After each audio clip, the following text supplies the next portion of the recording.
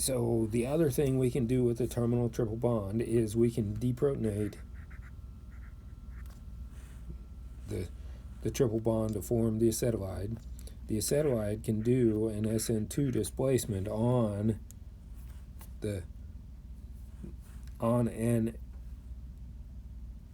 sp3 hybridized bromine that's on a primary carbon. It can do an SN2, and we can lengthen the chain.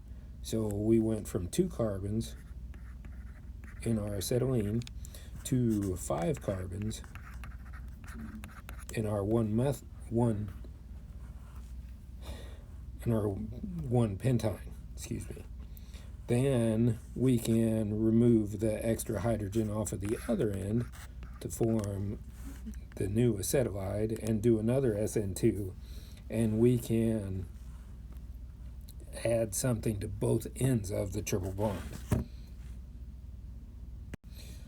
So this is pretty much all of the reactions that we can do with a triple bond, and they're all the same things we could do with the double bond, just one more, except for this page right here. We can remove the terminal hydrogen from a terminal triple bond. Okay, so this is the one thing that's different between a triple bond and a double bond. Now I'm going to make this video, post this one, and then we'll do the last part of this where we review a bunch of things from Org 1. So here we are in the last part of the alkyne chapter, and we're going to get into the review of alkenes and alkynes and all of that. And the first thing we want to talk about is how can we do a small synthetic transformation. If we look at the transformation we're asked to talk about in here, we have the alkene off of the aromatic ring, 2 carbons off of it, and we need to turn it into having a 3-carbon chain off of the aromatic ring. So how can we go from make that transformation? The only way we can form a carbon-carbon bond so far in organic is to add a alkyl group onto a terminal triple bond. So somehow we need to go from the double bond to the triple bond, then remove a hydrogen and add a carbon to it, and then reduce the internal triple bond to the transalkene. So how are we going to do these things? It's not just one step, it is a multi-step synthesis. So we need to think about all the things that we can do, all the things that we've learned over the past few weeks to do.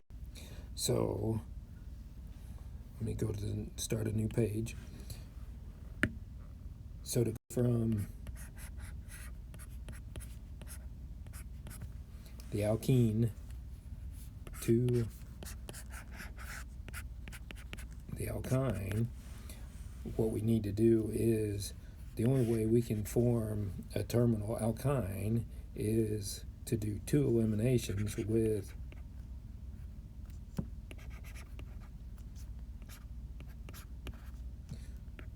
sodium amide followed by a weak acid to protonate it, and that would get that. So how can we get 2 leaving groups on an alkene? All we can do is brominate it, and that would give us the 1,2-dibromo compound, which we could eliminate and then work up with acid to form the terminal acetylene. Okay. From that terminal acetylene, all 3 of these processes, so we'd have to brominate it and then eliminate it to form the triple bond, and we'd have to write all 3 of these down.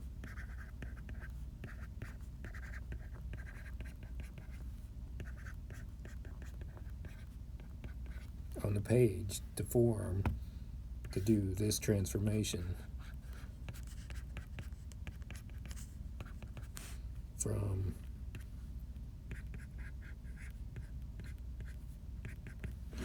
the alkene to the terminal alkyne.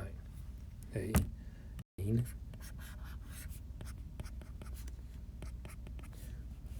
all we can do is remove a hydrogen off of it with NH2 minus, or sodium amide, NaNH2 if you want to write that out, to make the anion, and then we can add methyl bromide so that we can do the SN2 on that to form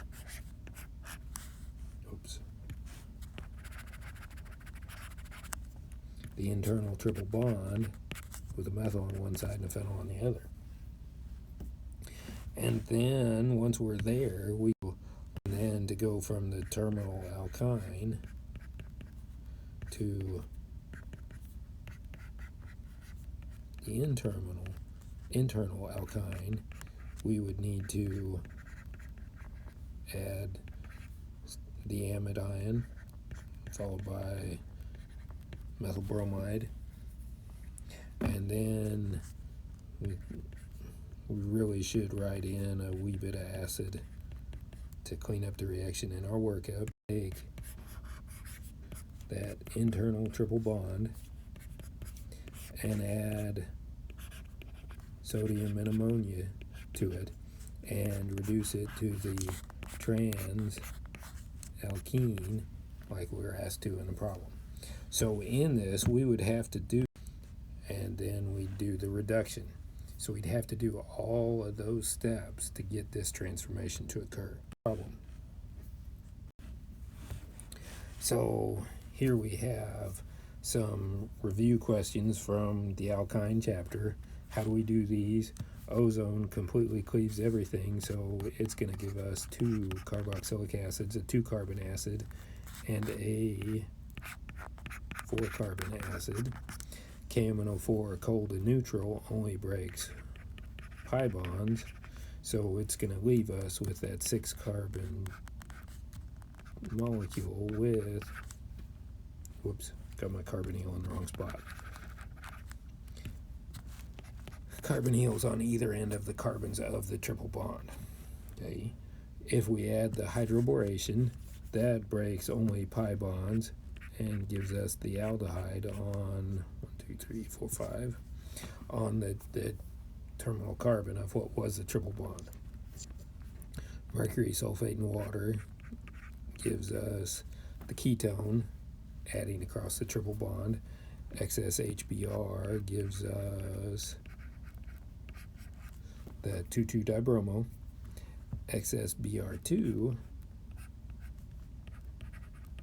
to a triple bond adds bromine 4 times to give us the tetrabromo compound. HBr, or H2 and palladium, gives us the cisalkene. Sodium and ammonia gives us the transalkene. And KMNO4, hot and concentrated, gives us the 2 acids.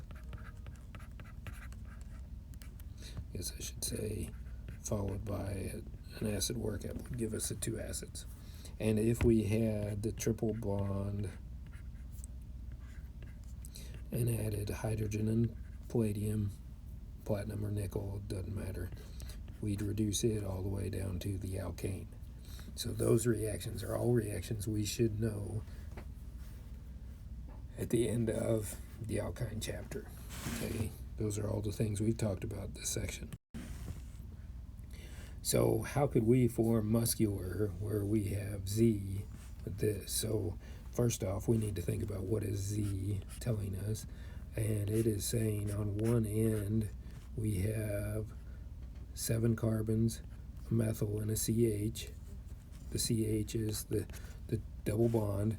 So then we have 1, 2, 3, 4, 5, 6, 7 CH2s, and then the methyl. On the other side, we have 12 CH2s, and the Z is saying they're on the same side. So we have 1, 2, 3, 4, 5, 6, 7, 8, 9, 10, 11, 12, and then a methyl. Now the hard part about this problem is making sure you have the right number of carbons and don't lose any as you're going along.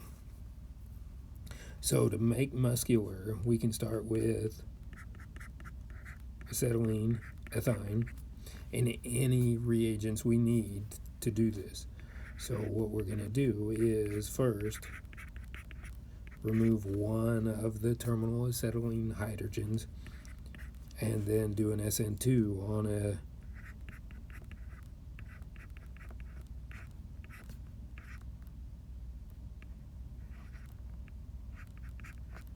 primary bromide. That gets these 8 carbons on. We have the methyl, we have 6 CH2s, and then 1 off of the end. So that gets us to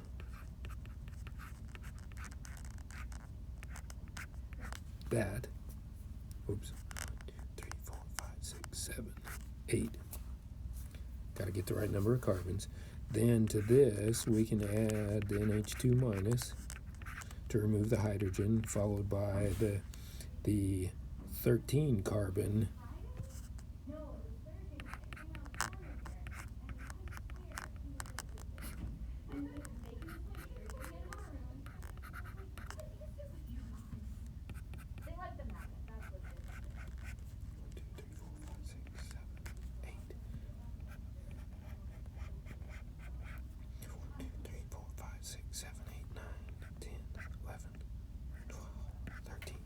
Okay, so it gets us to there after we do the second SN2, and then all we have to do is hydrogen and palladium, barium sulfate, and quinoline to do the cis reduction of the alkyne to our alkene.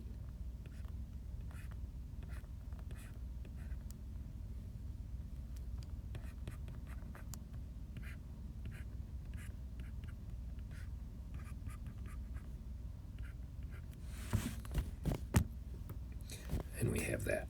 Okay. On the next page to look at what's on the bottom, 3 compounds A, B, and C all have a formula of C6H10.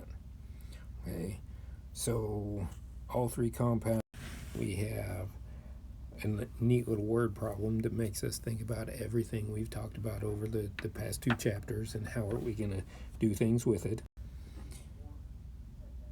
Okay, so here we are, and unfortunately I have noticed that some of my pages got cut off with the previous page, so let's go back a page. So if we go decolorize in bromine, so what we need to do is write out, make a little table of compounds A, B, and C. Okay, they all have a formula of C6H10. Now C6H10 tells us that the IHD, 6 carbons, can hold, double it and add 2, 14. We only have 10, so we're missing 4 hydrogens. They come in pairs. Our IHD is 2, so we need to have either a triple bond,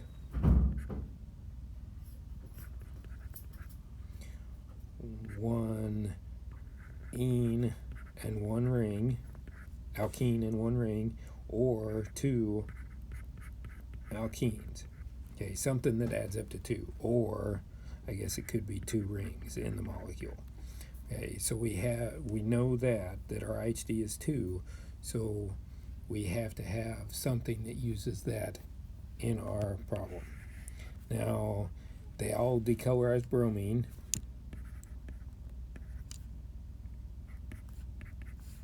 So that tells us they all have a pi bond or multiple pi bonds. Okay, so that they all are reactive with bromine. All 3 are soluble in cold concentrated sulfuric acid.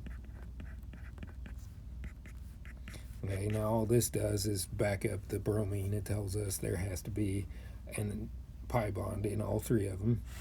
Okay, compound A gives a precipitate with silver nitrate.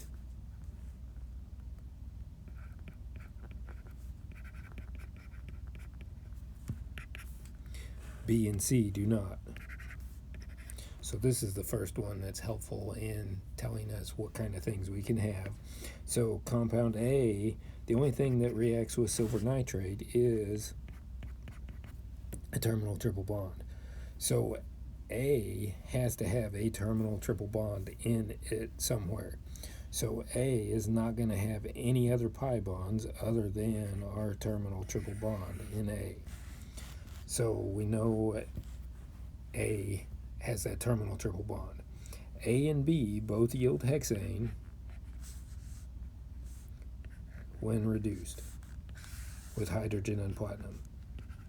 Okay, so we know from that A and B both have to have the carbon framework of a 6-carbon chain with our pi bonds in it.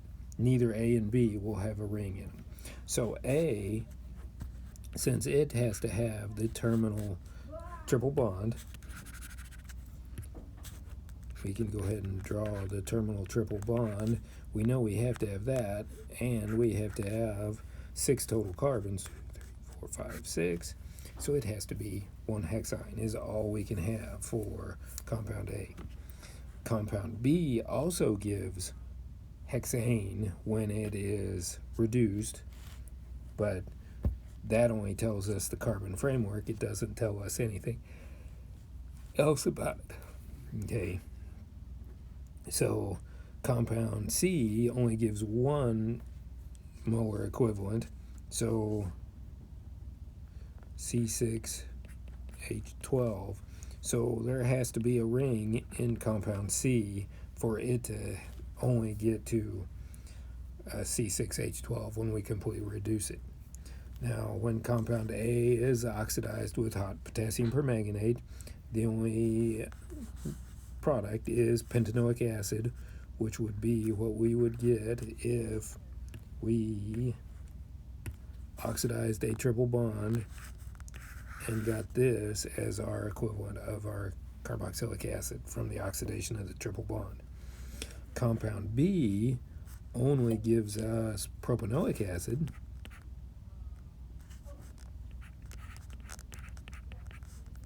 from the oxidation. So since it only gives us propanoic acid, the triple bond has to be in the middle of the chain of the triple bond of the hexane. So we're going to have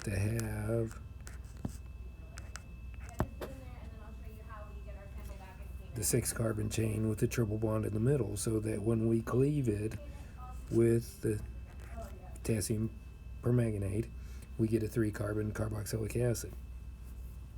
Now, the last one, compound C, only gives hexane dioic acid.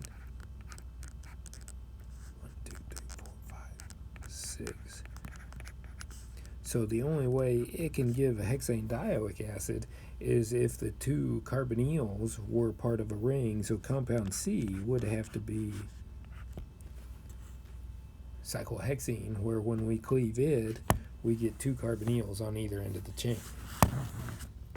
So those are the compounds we would have to identify for A, B, and C. Okay.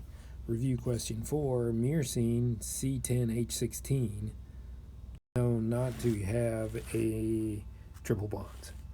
So C10H16, 10 carbons, when fully saturated, can hold 22 hydrogens. We have 16, so we're missing 6. They come in pairs, so the IHD has to be 3. Okay, how many rings are in myrcene? If when we completely reduce it, we get compound A of C10H22, and 10 carbons can hold 22 hydrogens, there are no rings in myrcene. How many double bonds are in myrcene? Well, we were told it does not contain any triple bonds, so there has to be 3 double bonds in myrcene. So then compound A cannot be identified from the reduction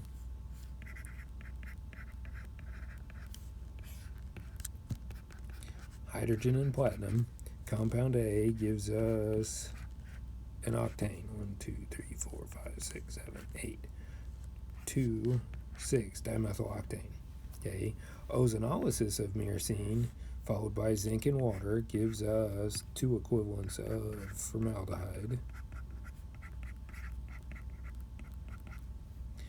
1 equivalent of acetone, and then a tricarbonyl compound, C5H6O3.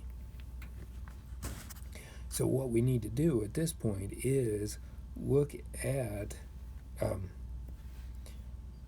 the carbon framework for what we know myrcene has to be, which is what we get from the reduction, and see where can we find these 3 small carbonyls, the acetone and 2 formaldehydes, in this structure. Okay, the only place we have 2 carbons or 2 methyls off of the same carbon is this right here. So, whoops, better not change it there. Let's redraw our structure.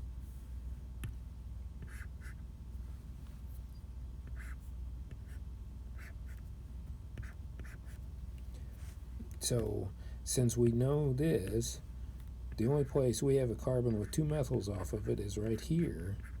Our equivalent of acetone has to form from the cleavage of that double bond. Okay, then we have to look for a carbon with 2 hydrogens on it. So 1 double bond would have to be here. So when we cleave this, we get an equivalent of formaldehyde. The other double bond would have to be here. So we cleave it, we get the other formaldehyde. So then this is what myrcene structure has to be. So then when we put our carbonyls in, we have a carbonyl there, and a carbonyl there. So the tricarbonyl compound has to look like this for compound B. Okay. So the review question number 5 is, starting with ethyne and 1-bromopentane as your only organic reagents, make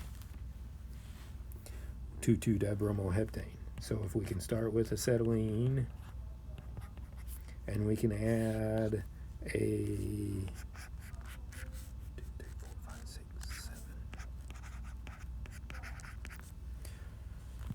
2 bromines on carbon 2. The only way we can do that is if these 2 carbons of the acetylene are the first 2 carbons of our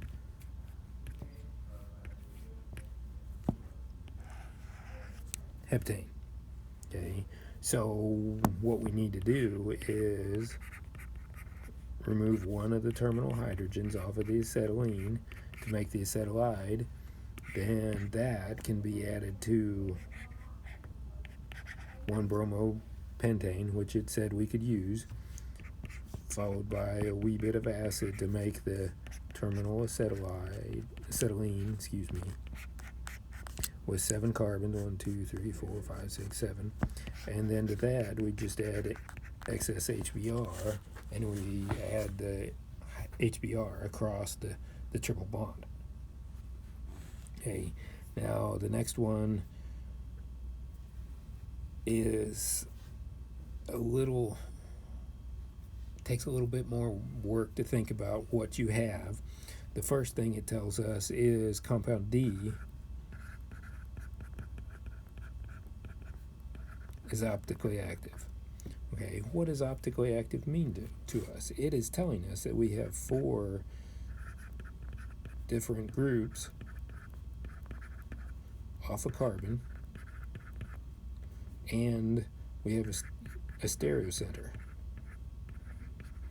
So compound D has to have a stereocenter in it, whereas compound E does not. So how are we going to propose structures for compounds D and E? When we look at this, we see that compound D, when treated with a solution of silver, forms a precipitate. So compound D has to have a triple bond, a terminal triple bond on it, so that when it reacts with the silver, it can form a precipitate. On catalytic hydrogenation, D forms compound E, which has no stereocenter. So we're taking that terminal triple bond and we're turning it into an ethyl group. Okay. Now we know both D and E have 6 carbons. D is 6 carbons, 10 hydrogens, so our IHD is 2. E is IHD of 0. So we have completely reduced our pi bonds down to the alkane. So compound D, to get 6 carbons, we need to think about having our stereocenter. That stereocenter needs to have 4 different groups on it. Okay. Once we have this, we know we have 3 of our carbons. We need to make 4 different groups. So we need to have, and one of them has to be an ethyl group, because when we reduce the triple bond, we get an ethyl group. So now we're down to 5 carbons. We have 1 left. So compound D has to be this. Compound E has to be with 2 ethyl groups off of it, because we've reduced the triple bond down to it. Okay, so that's what we get out of that one. So now let's go on to the next page, where review question 7 starts with, when a deuterium labeled compound shown on the next page is subject to dehydrohalogenation. So we've taken off a hydrogen and a halogen, dehydrohalogenation. Using sodium ethoxide and ethanol, the only alkene product.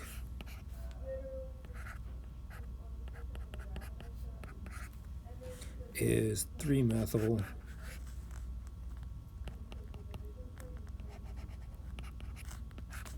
cyclohexene. Provide an explanation for this. Well, so with ethoxide, we know it has to be an SN2, E2 elimination, E2 elimination. So in an E2 elimination, the hydrogen, the carbon, and the leaving group all have to be anticoplanar. So we need to draw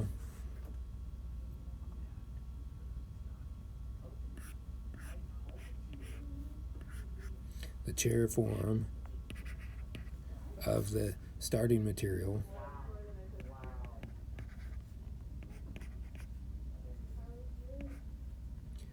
that looks like this. And in this, we can see that when we add ethoxide,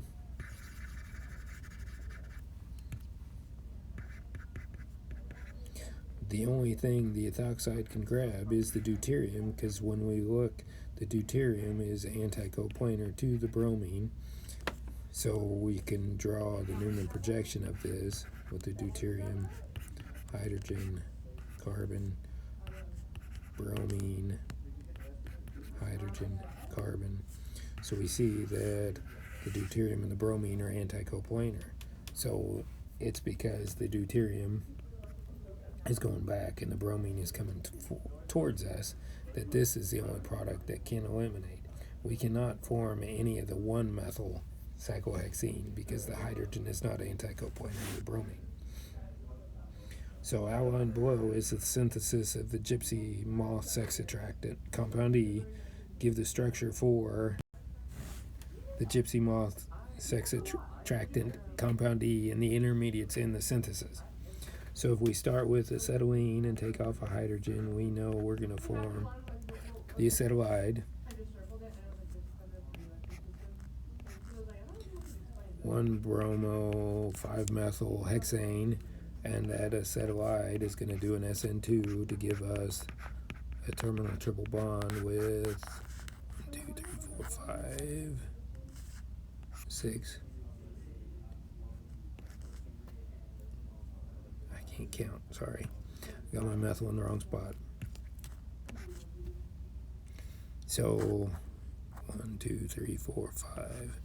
So we get that. Then sodium amide and liquid ammonia is going to remove the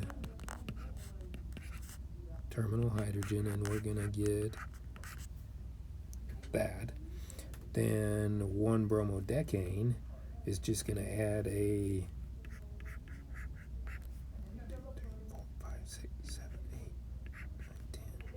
10 triple bond in between the 10 carbon molecule or piece and the 6 carbon piece. So we're going to get that. Hydrogen, palladium, barium sulfate, and quinoline gives us the cis alkene.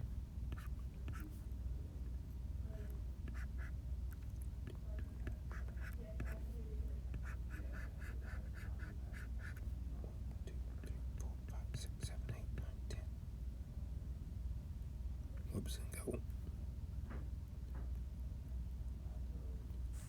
So we get that. And then when we react that with the peracid, we're going to form an epoxide. And in this, we know the oxygen's going to be on the same side.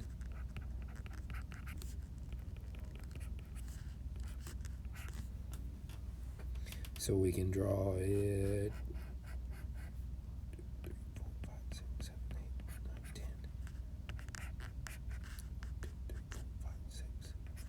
Like that. And that would be our product from it. Okay, we have to be careful about the reaction in that we get the cis alkene, and then when we add the peracid to it, we get the epoxide. And being careful about the stereochemistry, that the carbons are on the same side, the hydrogens are on the same side of that epoxide, because we don't change the stereochemistry of the double bond when we do that. Okay, so here we have the wheel of doom that everybody's talked about, and there are many different, for some of these, there are lots of different ways. I would like to see you turn the video off, try all of these. Can you write them all out, get an answer for them all, and then restart the video in a couple minutes. Okay, so I'm going to go ahead and pause for a second and let you stop the video. I'm going to go through and keep talking, so when you're ready, restart the video and see how you did. Okay, some of these have multiple ways that we can do them, some of them just have one way. So if there are multiple ways, see how many different ways you can do them. So in the top one here, get aldehyde and ketones. That would be, sorry, I made the pen smaller and that might be too small. So ozone followed by zinc and water gives us the ketone and aldehyde. The epoxide is just any peracid, or CO3H. The 1,2-dibromo is just Br2.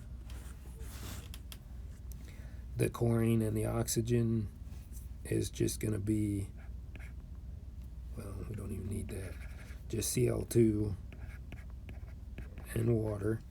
Okay, bromine on the less substituted carbon is HBr and a peroxide. If we wanted the more substituted bromine, it would be on the other, it would just be HBr without the peroxide. With the ketone and acid, ozone followed by hydrogen peroxide, or we could use potassium permanganate and heat, and that would give us the ketone and acid. The alcohol on the less substituted, the easy way would be the hydroboration, where we add BH3 followed by hydroxide and hydrogen peroxide. We could also brominate it and then do the SN2 on that primary bromide with hydroxide to make that alcohol. So there's a couple ways we can make the alcohol, either directly from the alkene or 2 steps if you really wanted to. For the alcohol on the more substituted, we can do either the mercury acetate and water followed by sodium borohydride, or if it can't rearrange, we could just use acidic water. Either of those would work. If we wanted to put a methyl on that and make an ether, we could use acidic methanol, or we could do the mercury acetate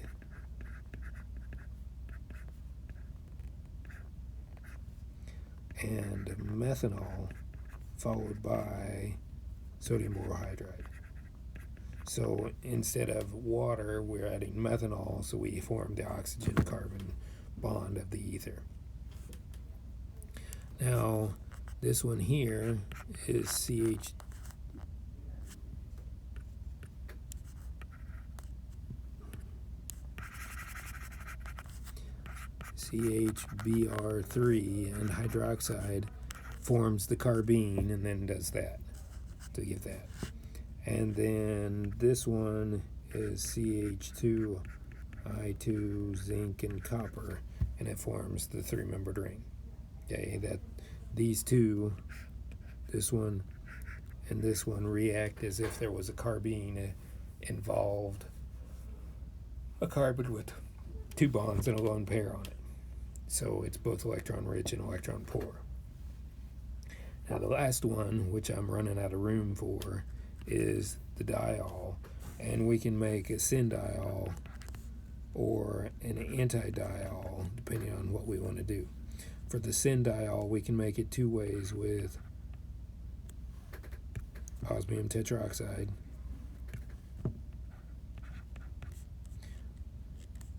or potassium permanganate cold. That gives us the syn one. The anti we make by forming the epoxide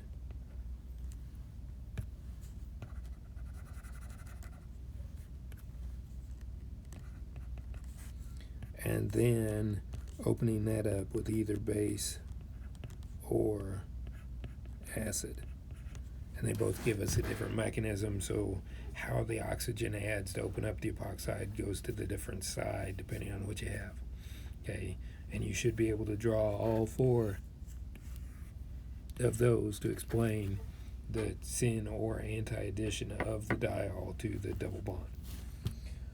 Okay, now the next page, back here, the exact same problem, just shown again to give you more, is a bunch of reactions.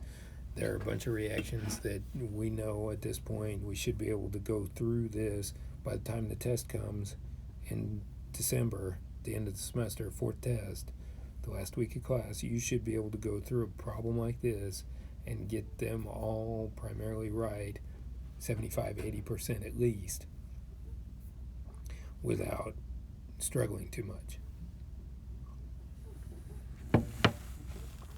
So ozone completely cleaves the triple bond. It's going to give us two acids. The hard part is making sure we have the right number of carbons. Acidic water in an alkene is going to rearrange because the double bond is not to the most substituted carbon. So we're going to get the alcohol over one because we're going to form the secondary cation and it's going to rearrange. We've drawn this mechanism previously, so look back at the old video if you're not sure, or send me an email. K-4, cold and neutral, doesn't break the sigma bond, just the pi bond, so we're going to get the diketone. HBr and a peroxide adds the bromine to the less substituted carbon. Mercury acetate and water makes the alcohol on the less. Hydroboration makes the alcohol on the more substituted carbon. H2 and platinum reduces it, same side. The hydroboration with a triple bond gives us the 5 carbon aldehyde, because it puts the oxygen on the less substituted carbon, just like F did above. With the mercury sulfate, we have the 5 carbon ketone. Excess HBr puts the bromine on the more substituted carbon of the 5 carbon chain. Excess Br2 makes the 2,3-dibromo compound. Hydrogen, palladium, barium sulfate, and quinoline makes the cis-alkene. Sodium and ammonia makes the trans-alkene. 3, 4, 5, 6, 1, 2, 3. So we have those. On the we did this at the page, we have HBr that gives us the bromine on the more substituted. KMNO4 and heat completely cleaves everything to give us the 2 acids. This is going to be after a little acid workup. H3O plus and epoxide is going to add the oxygen to the more substituted carbon, leaving us the oxygen on the less, with our oxygen 18 being the one that added. Sodium hydroxide is going to do a straight SN2, so it's going to replace the oxygen on the less substituted carbon. Br2 is going to give us the 1,2-dibromo compound, anti to one another. The next one gives us the epoxide, of which we would then open up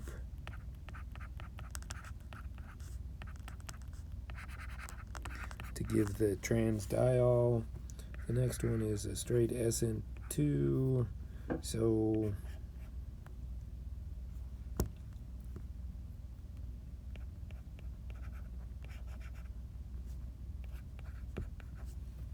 we need to be careful how we draw it. This one is S, so our product has to be R. The next one is the carbene. We get the 3-membered ring. Ozone completely cleaves the pi bond and gives us ketones and acids because we have the hydrogen peroxide. Osmium tetroxide gives us the syndiol,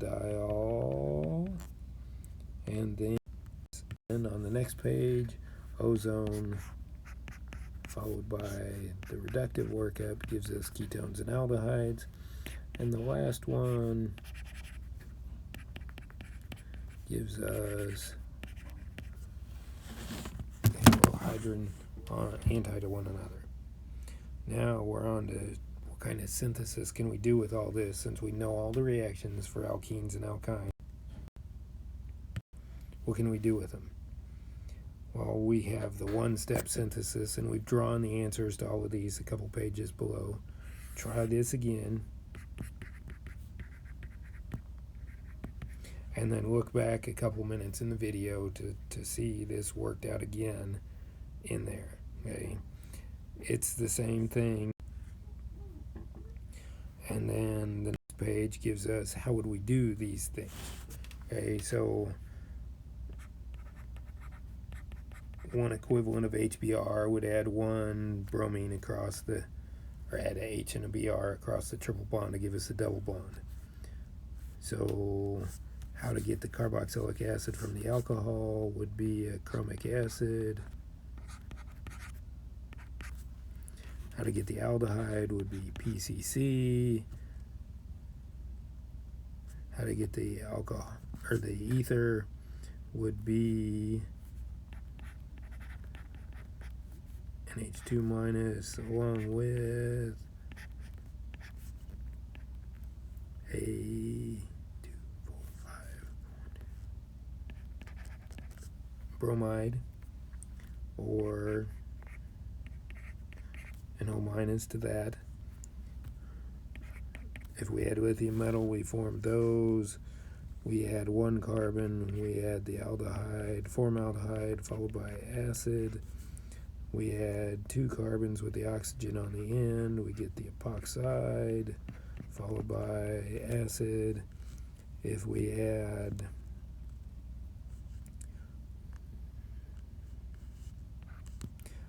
form that bond, we're going to add it to ketone, followed by acid. Okay,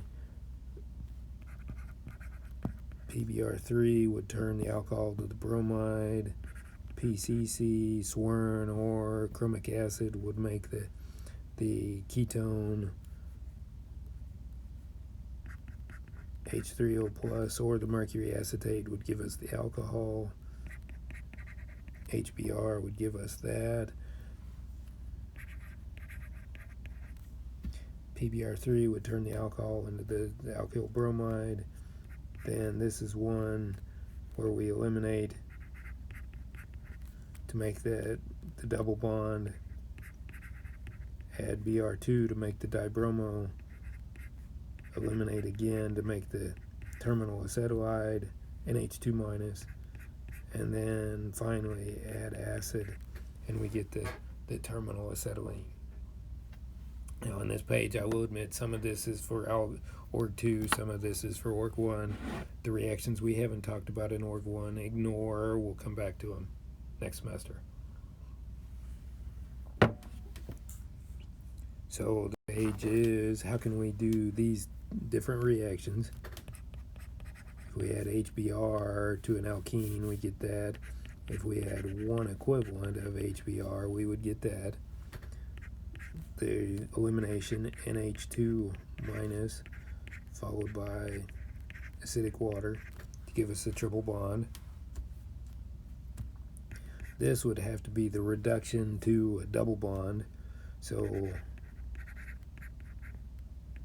sodium and ammonia followed by Br2, or it could be hydrogen, palladium, barium sulfate, and quinoline followed by bromine. This would be ozone in water. This would just be one equivalent Br2, H2 and platinum, H2 palladium, barium sulfate, quinoline, gives us the cisalkene. Sodium and ammonia gives us the transalkene. This would be BH3 followed by hydroxide and hydrogen peroxide. Could be any one hydrogen on there. It could just be a hydrogen, a boron, and two R groups. All that matters is you have one hydrogen on it.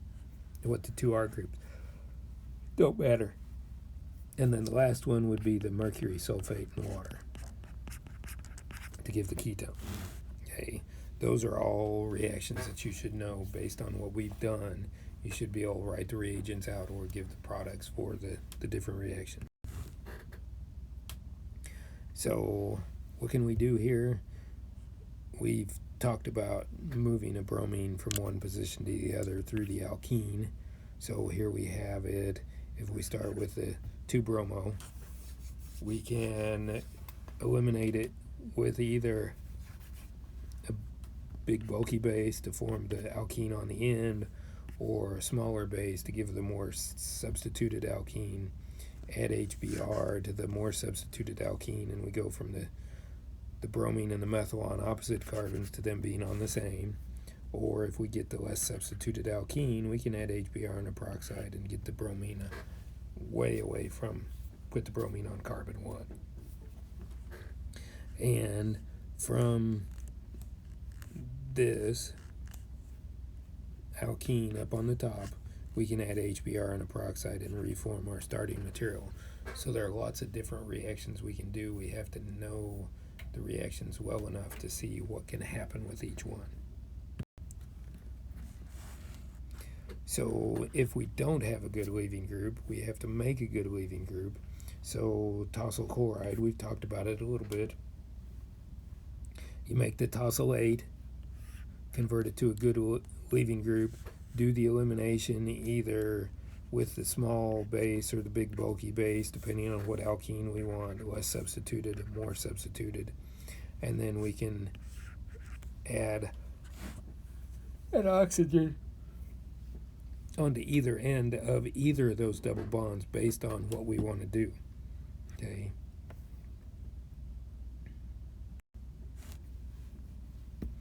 So if we have the alkene, we can add HBr to make the more substituted bromide We can add HBr and a peroxide to make the less substituted bromide. We can add ethoxide and to either of these products, and we're going to get the same thing out of it because it forms, ethoxide is going to want to form the more stable alkene, which is the most substituted one.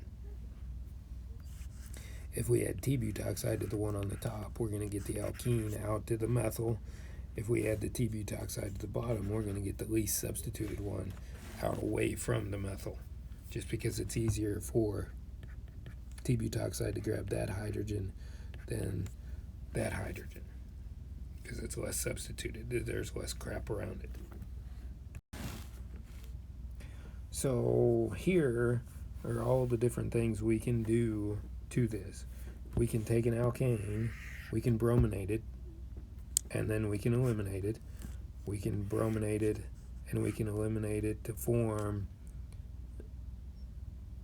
the, depending on which base. With ethoxide, we're going to get the more stable one. If we use the T-butoxide, we get the methyl, the double bond going out to the methyl. We can convert between an alkane, an alkene, and an alkyne to make an alkene, we can brominate it and eliminate. To make an alkyne from an alkene, we can brominate it, eliminate it, and add water to protonate the terminal acetylide. From the triple bond, we can go to the double bond with either hydrogen, barium sulfate, palladium and quinoline, or sodium and ammonia, and we get the alkene. And then from the alkene, we can go to the alkane with hydrogen and platinum. So there's lots of different ways that we can change the functional group in these molecules, and we have to know what's going on well enough to see what can happen in them. So here, how would you go from an alkene, the more substituted one, to the bromine on the end? Well, there's a couple ways we could do it. If we put the bromine in step 1,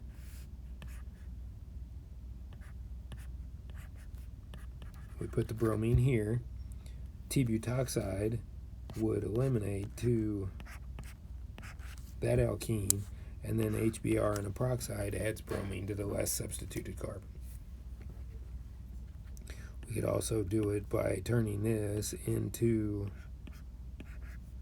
the alcohol with the hydroboration, turning that into a tosylate, eliminating to the alkene with T-butoxide, and then HBr and a peroxide. So there's lots of different ways to do a problem. There's not just one way, as long as you follow all the rules that you've learned throughout the semester.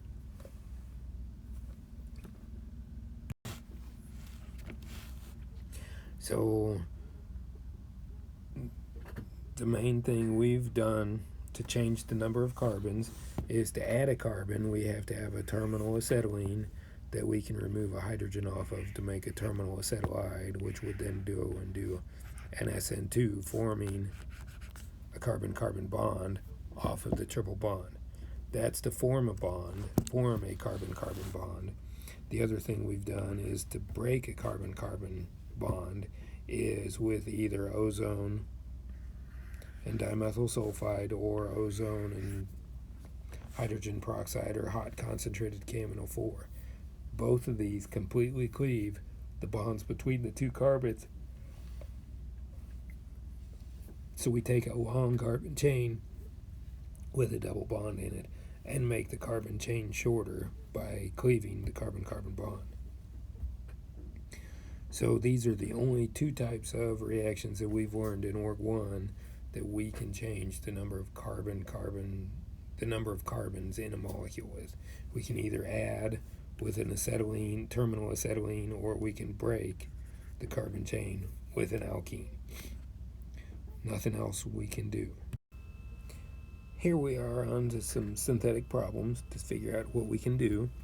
So if we look at this transformation here, we see that if we look at the rules, what we want to do, does the carbon skeleton change? If it does, we either need to have a pi bond that we can completely cleave to shorten the carbon chain, or have a terminal triple bond that we can remove a hydrogen off of to add carbons. If there's not a difference in the length of the carbon chain, the number of carbons involved, we don't have either of those going on, we just have to move the functional group, change the functional groups. So how can we form a terminal triple bond? The only way would be to be able to get to the 1,2-dibromo compound and add the amidine followed by acidic water, and that would do the elimination, 2E2 eliminations to form the terminal acetylene, remove the hydrogen, and then put it back. So how can we form the 1,2-dibromo compound? The only way we can do that is from the alkene and reacting it with Br2. So how can we form the alkene? We would have to form the tosylate and do the elimination with T-butoxide, and the only way to form the tosylate would be tosyl chloride and pyridine to make the tosylate, so we can do the E2. Okay, so all of this has to be done to make this transformation. If you're going to a triple bond from a double bond, or from a single bond especially, you have to go through the double bond and then brominate it and then do the eliminations. There is no other way we can do that.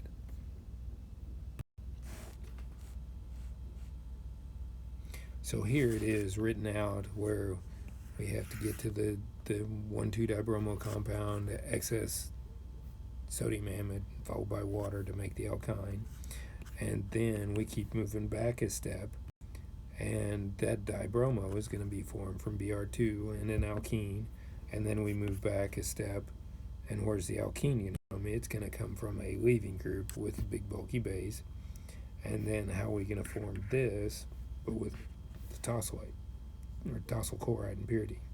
So this is what we'd have to write for this problem to show how we would do it. Okay, and then finally, if we were going to go from this alkene to adding, if we were going to make this transformation, okay, we see first off that we go from 2 carbons off of the chain to 3 carbons off of the chain. So in the middle of the reaction, we have to form the terminal acetylene. That terminal acetylene, we have to remove a hydrogen to make the terminal acetylide. Then we have to add the 1 carbon on with a leaving group, methyl iodide, to do the SN2, and then reduce it to the transalkene. So this is the only way we can go from a shorter chained alkyne to the transalkene with 1 more carbon, is these type of steps. Okay, so then we have to go from the alkene in the wrong position to being able to get to the dibromo compound, that we could do the 2E2 eliminations to make the terminal acetylene. So all we can do to make the dibromo is from an alkene, brominate it with Br2. To form the alkene, we need to do the E2 elimination, and when the choice is yours, E2 is better than E1 every day. Do the E2 elimination, and then we have to go from the double bond in the wrong spot to putting the bromine 1 over, so we can get the double bond moved over 1. And that's why in that E2 we used the big bulky base. And then the last page here is showing how we could do a simpler one, a couple of ways. From the alkene, we can either add the OH in the 2 steps with the hydroboration, Or we could add HBr and a peroxide to form the primary bromide, which then add a hydroxide 2 to form, and an SN2 to form the alcohol. Okay, so in this process, there are a lot of different ways to do things. You have to know what's going on well enough to be able to tell what can happen. If you have any questions, feel free to send me an email, and we can talk about it as you're studying along. Talk to you later. Bye.